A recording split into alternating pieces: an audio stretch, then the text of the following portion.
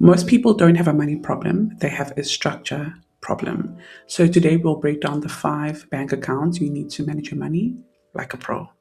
If you're new to my channel, welcome. My name is Noma. I'm a personal finance coach and a licensed financial planner.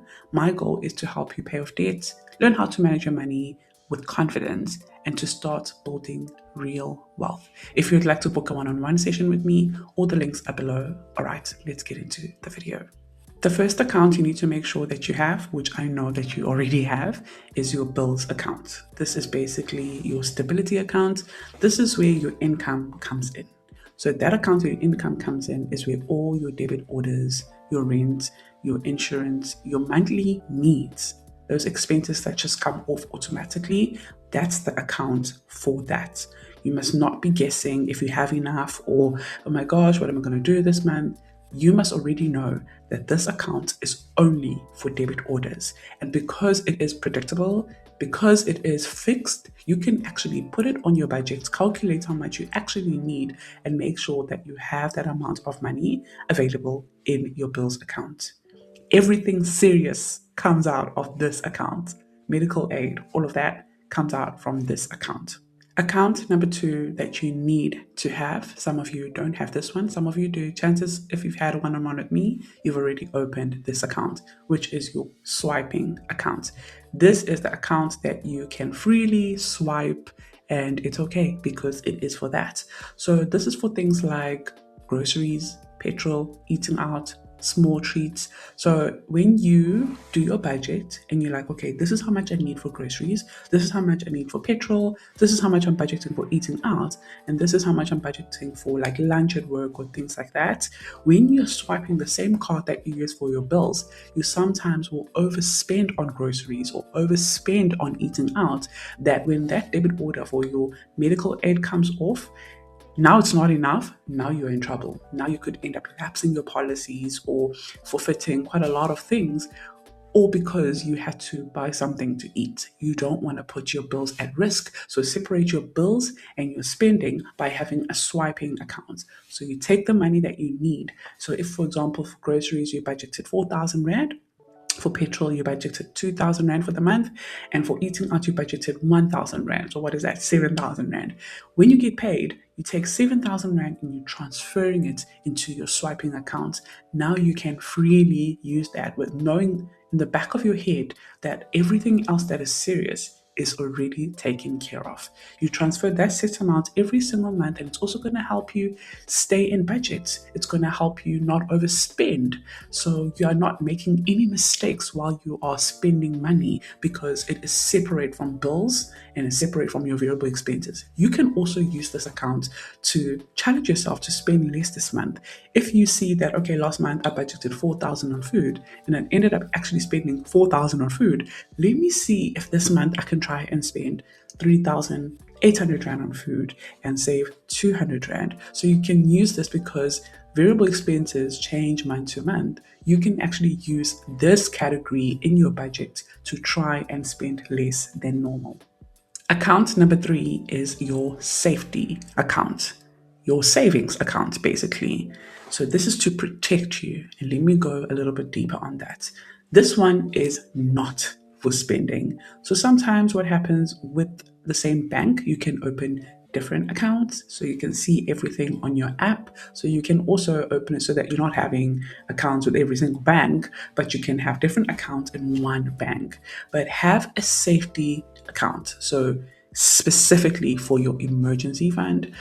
So what I always recommend is having 1 month of income already saved. So for example, if you earn 20,000 a month, make sure that in your safety account under emergency fund, you have 20,000 there.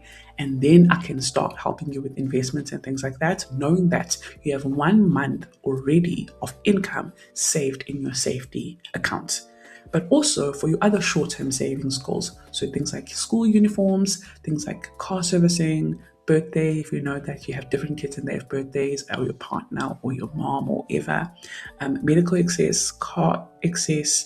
So those kind of things, Christmas is around the corner. Some of you did not save for Christmas, which means you're going to have to use your 13 check. You're going to have to use your bonus. You're going to have to use your salary, which is not a smart move, because what that does is when January comes, you're going to start it on a deficit. You're going to start it already needing your income as soon as possible, where you might end up using a credit card or borrowing money.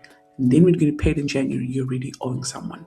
So you want to make sure that you use the safety accounts for these kind of things, the predictable days and the unpredictable days. So emergency fund is for unpredictable things that happen, like losing a job, and for your sinking funds, so your short-term savings, those are for predictable things. If you know you're attending a wedding next year, August, start putting money away for that, so that you're not using your salary for those kind of spendings. So every single month you pay your savings account, so your safety account, like it's a bill. Don't look at savings like it's wasting money, or you can negotiate if I should save money or not. No, treat it like a bill. Just like how you pay for your other bills, your rent, your medical aid, your car insurance, just like how you pay for all of that, also pay you first. So put money away in an event of an emergency, but also for things that are coming up that you really love, like your birthday, or a wedding, as I mentioned, or even school uniform. If you have children, obviously they need school uniform and stationery and things like that. You want to prepare for things like that through your safety account. Now, the fourth account is your wealth account. This is future you. And when I say future you, I'm not only talking about retirement, which is part of it. I'm not only talking about waiting up until you're 65 to enjoy your money, but I'm also talking about things that are going to happen in the next 5 years, like purchasing a home, things that are happening in the next 7-10 years, like university for your children. So you want to be able to use something called compounding interest to help you get to that goal. This is where you invest your money. Your investments live there. Your investments are not living in your bank account. Don't do that. I mean, if you want to do that, it's fine, but then you're not keeping up with inflation. So I do not recommend it. Meet with a financial planner. I'm happy to assist you, and then we can open a good fund for you and pick a nice portfolio where you can put your money that's going to help you reach a certain goal. You need to give your money a job. Like savings is parking your money. Investment is giving your money a job. It works for you, it multiplies for you. So you can open a tax-free investment. You can open a retirement annuity. That is a non-negotiable. You need a retirement annuity. Unless you want to work forever, then obviously that is your journey, your story. But most of us, 99.9% of us, do not want to work forever. You want to be able to have that choice that I want to stop working now, and it's okay because I've got a nice retirement annuity that could pay me an income without worrying about how am I going to pay my bills. So retirement annuity is non-negotiable. Now, retirement annuity and provident fund, that's a different story I'm going to cover in a different video. But retirement annuity is a great way to grow wealth, and because you make money back from SARS, which is amazing. Unit trust. So your short-term investments, you are investing in an investment portfolio for short-term, and it's going to make a little bit of interest to help you as well grow your money. Anything that basically grows your money, you want to put your money there. You cannot save your way to wealth. You cannot save your way to wealth. Your money has to work for you, and that is called investment. But then when I also say just go and invest, without having proper guidance of where to put your money and why should I put my money here, that's also counterproductive. You rather meet with someone, investment specialists, financial advisors, financial planners, and they will show you your different funds and why they recommend that and why is it aligned with your goals. That's the process that I go through with my clients, where we go through your goals, I go through the portfolios and why I'm choosing this one because of your current goal and your current risk profile. So that's also another video where we can discuss investments and things like that. But I'll leave one here where you can watch. It's quite an old video, so I need to do an updated one, but just so you can understand the basics of investments. This account is then going to help you build financial freedom. It is hard to build financial freedom without investing, without your money working for you, because it means you have to grind. So to get to 1 million, it would take you, I don't know how many years if you are saving like 2,000 a month. So if I had to do the calculation right now, to get to 1 million. So 1 million divided by 2,000 Rand is 500. So how many months is that? So if I go 500 times, those are 500 2000s. So if I divide this 500 by 12 months, by years, sorry. Oh gosh, 41 years. No way. So if I go 2000 times 12 months times 41, oh wow. So it will take you 41 years to save 1 million.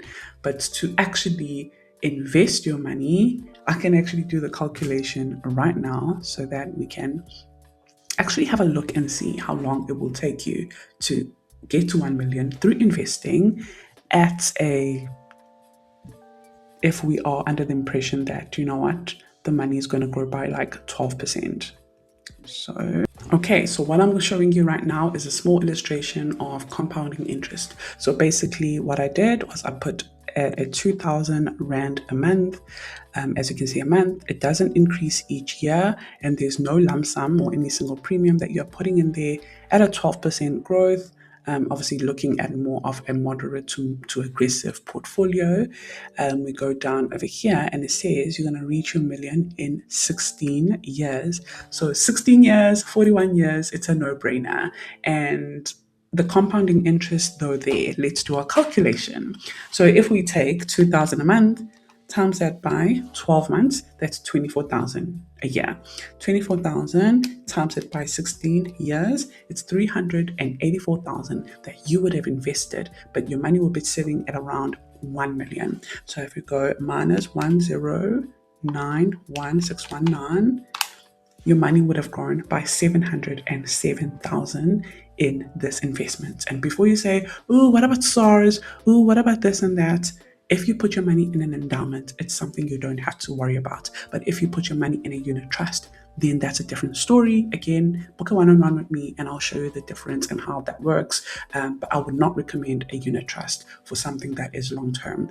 But for something that is short-term, like how you do stokvels with other people, that's like a unit trust. It's just that your money is making interest. But you have to be careful because of that threshold where you're going to have to declare with SARS once you have made 23,800 Rand in interest. So obviously that's a different video. And again, like I said, during a one-on-one, I explain it further according to your goals. And the last account, and this is not for everyone, but if you follow me or you're part of the Nomazdiary community, then you already know I'm all about this, which is a business account or a side hustle account. Whatever you are making on the side, let that money come in a different account, not the account that you receive your salary in, so that you can track it better. It's better for tax and when you have an accountant to help you with all of those things.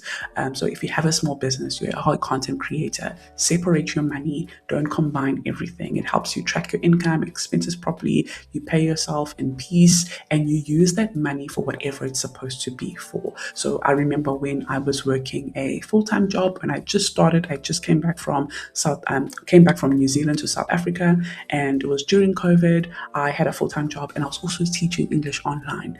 The English teaching money used to come in a separate account, and I used to use that for other things like paying off debt, like building my savings, like building investments. In that way, I'm not combining and blurring the lines, and then I make a lot of money and I don't know where anything is going because I'm all over the place. I'm not managing my money like a pro. So a lot of my clients who are successful have these accounts and they manage their money well and they see a lot of progress. So if you've been feeling overwhelmed with your finances, try this system for just 60 days and see what happens as we embark into the new year. Hopefully it's going to be a financially savvy year for you. Your money will become more clearer, calmer, and more purposeful. You'll know exactly what you're doing with your finances.